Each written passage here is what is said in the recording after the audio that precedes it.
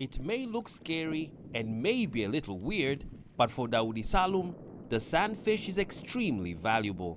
He makes a living from aquaculture farming. More than 20,000 Zanzibari men and women use the Indian Ocean for their livelihoods.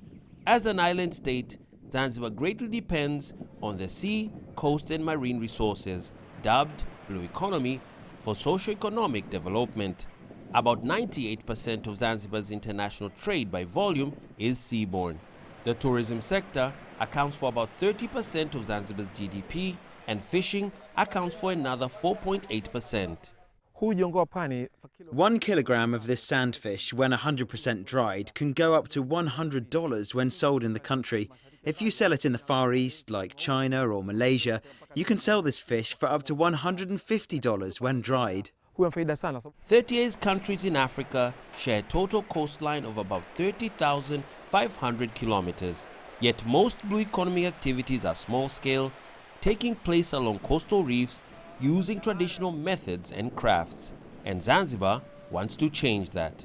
Zanzibar's government has secured about $16 million from the IMF's COVID relief fund to procure 577 fishing boats, 500 boats for seaweed growers and other equipment, and they believe that these initiatives, once complete, could directly improve the livelihoods of up to 300,000 people by 2025. The government has developed the Zanzibar Development Vision 2050 and the Blue Economy Strategy, which sets out long-term goals and aspirations of the Indian Ocean island and clearly identifies the blue economy as a main driver for realizing them. The blue activities are estimated to have contributed around 29% of Zanzibar's GDP in 2019 and employs about a third of Zanzibar's labor force.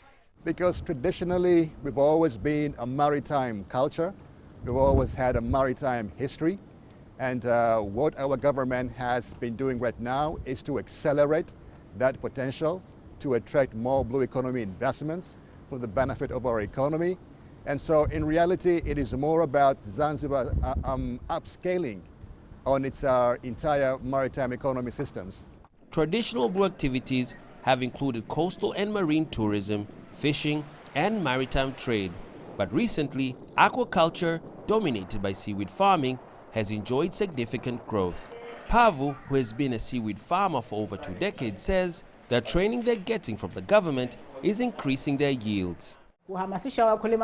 We are now educating seaweed farmers to farm in improved ways, using a method called kematia chini.